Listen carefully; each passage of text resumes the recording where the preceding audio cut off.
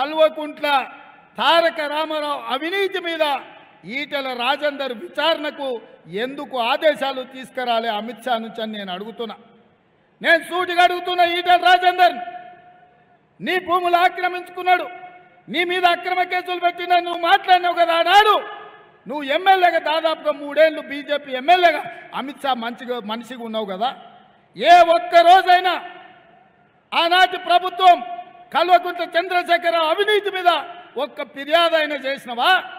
చంద్రశేఖరరావు అవినీతి నిక్కుదేల్చి వేల కోట్ల రూపాయలు ఎందుకు ఆ కేసీఆర్ నుంచి రాబట్టడానికి ప్రయత్నం చేయలేదు? ఏమి మీ ఆలోచన నేను అడుగుతున్నా, ఏంది మీ అండర్స్టాండింగ్ అని నేను అడుగుతున్నా. ఏ ఒక్క రోజైనా ఈటెల రాజేందర్ మున్సిపల్ మంత్రిగా, ఐటీ మంత్రిగా కేటీఆర్ గురించి ఎప్పుడైనా మాట్లాడినా? మీరు ఒక్కసారి ఆలోచన చేయండి. అయ్యే చెడ్డోడంట, కొడుకు మంచోడంట ఉంటాదే గట్ల. బర్రె దున్నపోతు చేనులో మేస్తే దూడ గట్టు మీద మేస్తుందా? మీరు చెప్పండి, ఒక్కసారి ఆలోచన చేయండి. దున్నపోతు చేనులో మేస్తే దూడ ఏమైనా గట్టు మీద మేస్తుందా? ఆమ్దాలు పెడితే జొన్నలు మొలుస్తాయా? ఆమ్దాలు పెడితే ఆమ్దాలే మొలుస్తాయి కదా. అయ్య వంకరోడు అయితే కొడుకు టింకరోడే ఉంటాడు తప్ప అయ్యోటి కొడుకోటి ఉంటాడా? ఉంటారానే? ఎందుకు ఈటెల రాజేందర్ ఏ రోజు కూడా కేటీఆర్ గురించి మాట్లాడాడు? కేటీఆర్ అవినీతి మీద మాట్లాడాడు, టెలిఫోన్ ట్యాపింగ్ మీద మాట్లాడాడు. టెలిఫోన్ ట్యాపింగ్ మీద ఎందుకు కేసీఆర్కు వ్యతిరేకంగా ఫిర్యాదు చేయడు? 10 ఏళ్ళు ఉన్న మోడీ 10 ఏళ్ళు గజ్వేల్ కేడి ముఖ్యమంత్రిగా ప్రధానమంత్రిగా ఉన్నారు. వాళ్ళు ఇచ్చిన హామీలు అమలు చేసిండ్రా? 10 ఏళ్ళు ఉన్నోళ్ళు వాళ్ళే మళ్ళీ ఎంపీలు కావాలి, మళ్ళీ కేంద్రంలో ప్రధానమంత్రి కావాలంటారు.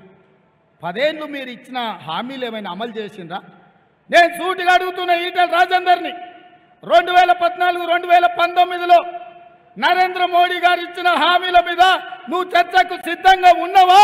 నువ్వు ఒకవేళ సిద్ధమైతే మా మైనంపల్లి హనుమంతరావును చర్చలకు పంపిస్తా. మోడీ ఇచ్చిన హామీలు అమలు చేసిండ్రా మీరు? ఆనాడు చెప్పిండు మోడీ, ప్రతి సంవత్సరం 2 కోట్ల ఉద్యోగాలు ఇస్తా అన్నాడు. 10 ఏళ్లలో 20 కోట్ల ఉద్యోగాలు ఇచ్చి ఉండాలి. కానీ పార్లమెంటులో నేను అడిగిన ప్రశ్నకు 7,21,680 ఉద్యోగాలు ఇచ్చిన అన్నాడు. చెప్పింది 20 కోట్లు, ఇచ్చింది 7 లక్షలు. ఎవరి ముక్కలు పెట్టాలి ఆ ఉద్యోగాలని నేను అడుగుతున్న ఈటెల రాజేందర్. గ్యారంటీని పెట్టించింది. ఆనాడు కేసీఆర్ అంటే చెప్పిన మాట తప్పిండు. మన పిల్లలకి, నిరుద్యోగ బిడ్డలకి నౌకలు వచ్చేంత వరకు నెలకు 3,110 రూపాయలు ఇస్తా అని చెప్పింది. ఇచ్చిండా? తెలంగాణ రైతాంగానికి 1,00,000 రూపాయలు రుణమాఫీ చేస్తా అని చెప్పిండు.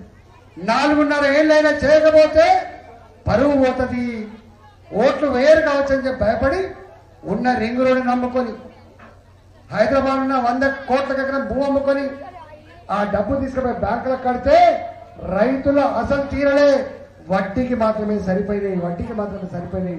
కానీ వాళ్ళ ఏమంటున్నారు రేవంత్ రెడ్డి గారు?